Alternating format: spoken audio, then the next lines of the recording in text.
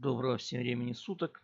В этом ролике покажу, как установить инструмент расширения Fibonacci.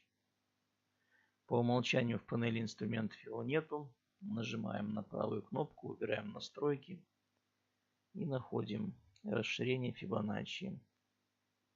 Вот он, включить, закрыть. Вот он инструмент.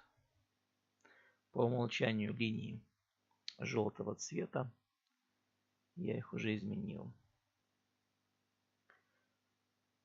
Смотрим, что в параметрах. Первая вкладка общие. Название описания, цвет пунктирной линии, тип. Рисовать как фон, скорее всего, что ничего не даст. Да. Галочка. Следующий. Именно следующая вкладка уровни Fibonacci. Здесь задаются уровни. Можно добавить, удалить, сбросить, задать цвет, тип линий, толстая, тонкая. В параметрах 3 точки. Вот они. Раз, два, три. И луч. Интересно, что произойдет. Ничего не произошло. Луч это для уровня Fibonacci, да. Для линий.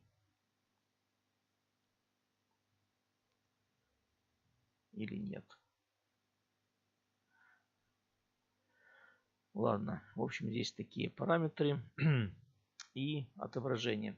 Стандартная вкладка. Либо на всех интервалах, либо на определенных интервалах, на которых это нужно. Все. Всем удачного трейдинга. До свидания.